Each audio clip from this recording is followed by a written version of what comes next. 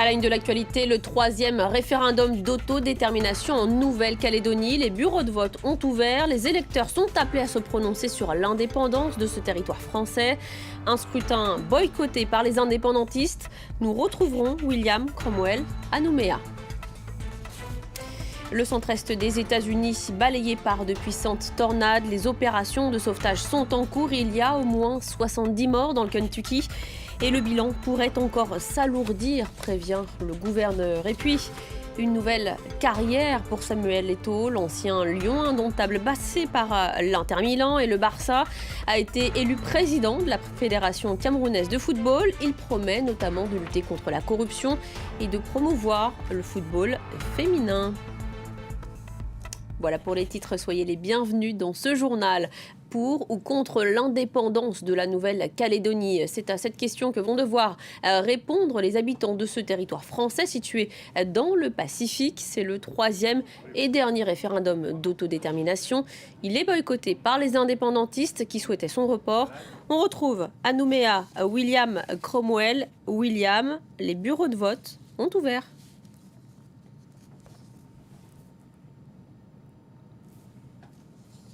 Et oui, ça a beau être un jour de référendum, et même si le ciel ne l'indique pas, la Nouvelle-Calédonie est sous la menace d'une dépression tropicale et elle est actuellement en pré-alerte cyclonique. Malgré cela, les bureaux de vote ont ouvert effectivement à 7h, soit 1 heure avant les horaires habituels, pour éviter les attroupements, les longues files d'attente, puisque nous sommes en vigilance Covid, si l'on peut dire. 185 000 électeurs environ sont inscrits pour ce troisième référendum de l'accord de Nouméa. Sur les tables des bureaux de vote, un tas de bulletins oui, un tas de bulletins non. Pour répondre à la question: voulez-vous que la Nouvelle-Calédonie accède à la pleine souveraineté et devienne indépendante? C'est la même question qui avait été posée en 2018 et en 2020. La réponse ici, c'est à partir de 20h.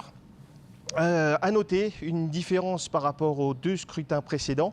La présence assez importante de forces de l'ordre, 2200 hommes supplémentaires sont venus en renfort pour, je cite le Haut Commissariat, sécuriser l'opération référendaire. Et ça ne semble pas complètement inutile, si vous me permettez l'expression, puisqu'on nous signale déjà sur la petite île des Pins, au sud de la Grande Terre, des barrages autour d'un bureau de vote de l'île des Pins. Alors William, la Nouvelle-Calédonie est située à 18 000 km de la France et le territoire a une situation stratégique importante pour l'Hexagone.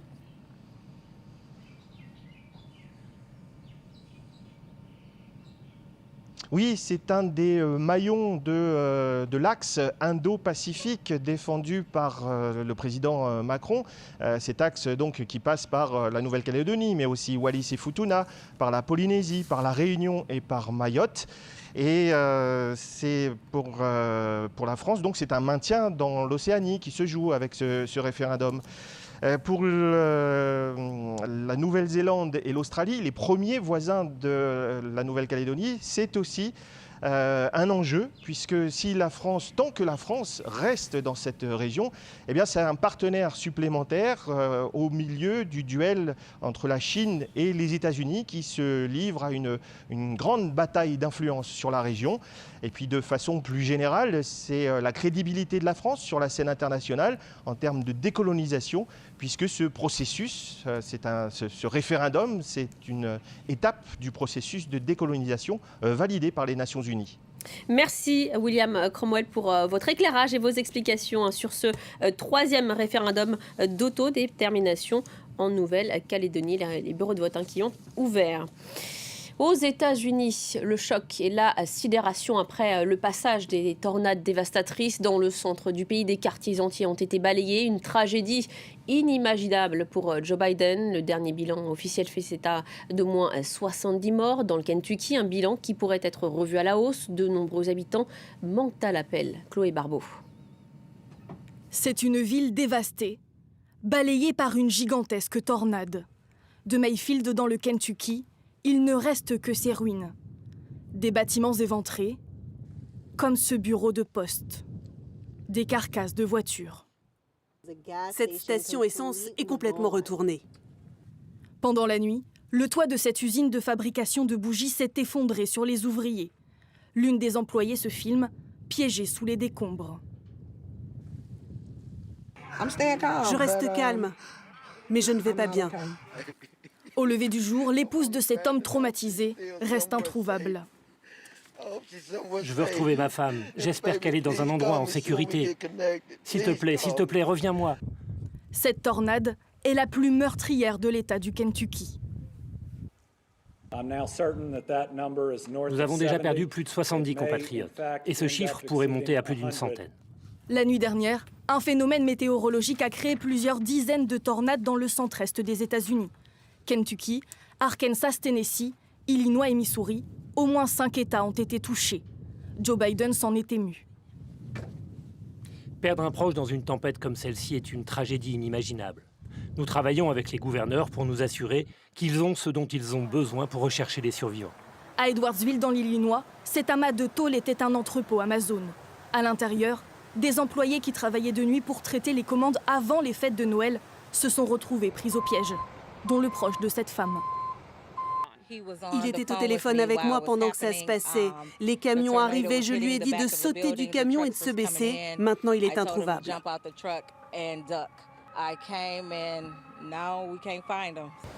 Dans tous les États concernés, les secours sont encore à pied d'œuvre. Au Liban, les versions s'opposent après l'explosion survenue dans un camp palestinien à Tyr. De sources officielles, la déflagration aurait eu lieu dans un dépôt d'armes et de munitions du Hamas, ce que conteste le mouvement islamiste palestinien qui évoque un court-circuit dans un entrepôt de bouteilles d'oxygène. Le récit de Bilal Tarabé. Dans le camp palestinien de Bourj al-Chamali, au sud Liban, la vie reprend son cours. Les membres des forces armées palestiniennes chargées de maintenir l'ordre patrouillent dans les rues, tandis que les habitants nettoient les dégâts de l'explosion qui a secoué le camp vendredi en début de soirée.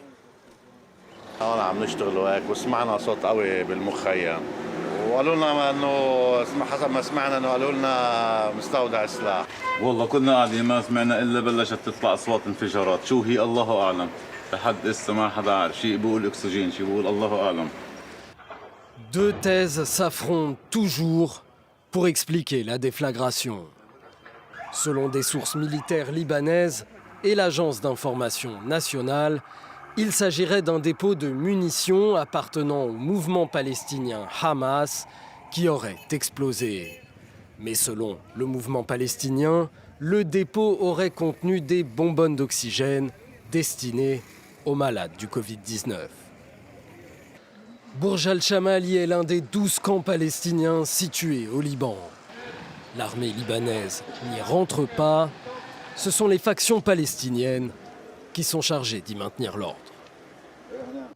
Le bras de fer continue entre Paris et Londres sur l'octroi des licences aux pêcheurs. Sur les 104 réclamés par la France, les Britanniques n'en ont accordé que 23. Pour les pêcheurs français, le compte n'y est pas. Dans les Hauts-de-France, ils se disent délaissés par la Commission européenne et annoncent des actions contre les importations de produits britanniques. Au Cameroun, il raccroche définitivement ses crampons de footballeur et endosse cette fois le costume de président de la Fédération de football. À tout juste 40 ans, Samuel Eto'o, l'ancien buteur des Lions indomptables, a été élu à la tête de l'institution camerounaise. Je me rappellerai ce jour avec fierté, a-t-il écrit sur son compte Twitter. Il promet de donner un nouveau souffle au football camerounais. Et les défis sont nombreux, comme nous l'explique notre correspondant à Yaoundé, Marcel Amoko.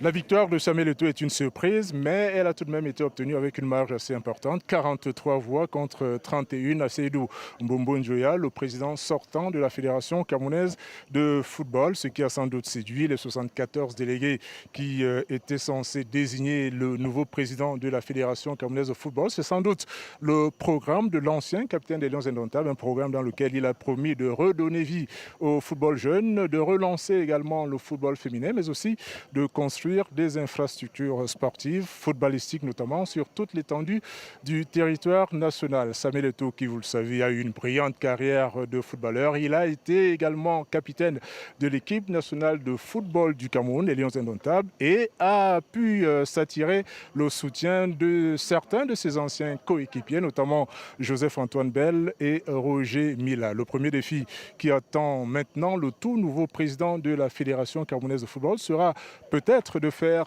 gagner les Lions indomptables lors de la prochaine Coupe d'Afrique des Nations que le pays accueille à partir du 9 janvier prochain, une compétition que le Cameroun n'avait plus accueillie depuis 50 ans, depuis 1972.